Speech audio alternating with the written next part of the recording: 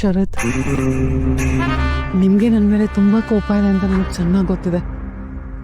I am extremely sorry ಶರತ್.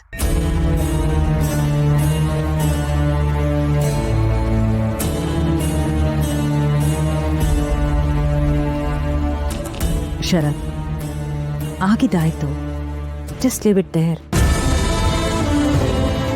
ನಮ್ಮ ಹಿತ ಈಗ ಸೇಫ್ ಆಗಿದ್ದಾಳಲ್ವಪ್ಪ, ಮತ್ತ್ಯಾಕೆ ಇನ್ನೂ ಟೆನ್ಷನಲ್ಲಿದೆಯಾ? ಅದಾಗಲ್ಲ ಅಮ್ಮ, ನನ್ನ ಮಗಳ ಜವಾಬ್ದಾರಿನ ನಾನೇ ತಗೋಬೇಕು. ಯಾರಿಂದ ಏನು ಎಕ್ಸ್ಪೆಕ್ಟ್ ಮಾಡಬಾರ್ದು ಅಂತ ಯೋಚನೆ ಮಾಡ್ತಾ ಇದ್ದೆ.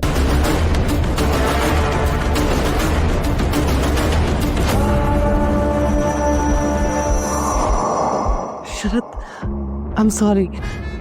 ನನ್ನಿಂದ ನಿಮಗೆ ತುಂಬ ಬೇಜಾರಾಗಿದೆ ಅಂತ ನನಗೆ ಗೊತ್ತು. ಬಟ್ ಐ ಪ್ರಾಮಿಸ್, ಇನ್ನು ಮುಂದೆ ಯಾವತ್ತೂ ಹೀಗಾಗಲ್ಲ. I promise Sharath, please.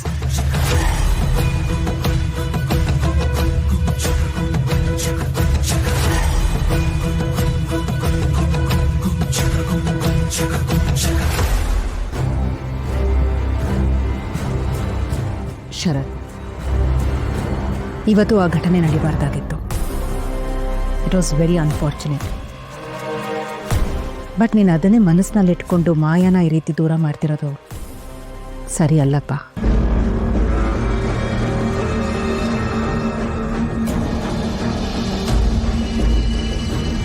ಅವಳು ಪ್ರಾಮಿಸ್ ಮಾಡಿದಳು ತಾನೆ, ಇನ್ನು ಯಾವತ್ತೂ ಈ ರೀತಿ ಆಗೋದಿಲ್ಲ ಅಂತ. ಟ್ರಸ್ಟ್ ಹರ್. ಆಗಿದನ್ನ ಅಲ್ಲಿಗೆ ಮರೆತು ನಾಳೆ ಬೆಳಗ್ಗೆ ಪೂಜೆಗೆ ರೆಡಿ ಆಗು. ಅಮ್ಮ, ಅದು ನನಗೆ ಗೊತ್ತು ಶರತ್, ಈ ಮದುವೆ ಬಗ್ಗೆ ನೀನು ಯಾವುದೇ ರೀತಿಯಾದ ಡಿಸಿಷನ್ಸ್ ಇನ್ನೂ ತಗೊಂಡಿಲ್ಲ ಅನ್ನೋದು. ಈ ಪೂಜೆ ನಡೆಯೋದ್ರಿಂದ ನಿನ್ನ ಮನಸ್ಸಿನಲ್ಲಿ ಒಂದು ಕ್ಲಾರಿಟಿ ಬರುತ್ತೆ ಅನ್ನೋದು ನನ್ನ ನಂಬಿಕೆ.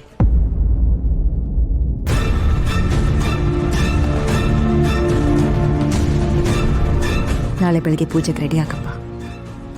ಸರಿಮ್ಮ. ಗುಡ್. ಮಾಯಾ, ನಾಳೆ ಬೆಳಗ್ಗೆ ಪೂಜೆಗೆಲ್ಲ ತಯಾರಿ ಮಾಡ್ಕೊ. ಯೋಚನೆ ಮಾಡಬೇಡ ಶರತ್, ಎಲ್ಲ ಸರಿ ಹೋಗುತ್ತೆ.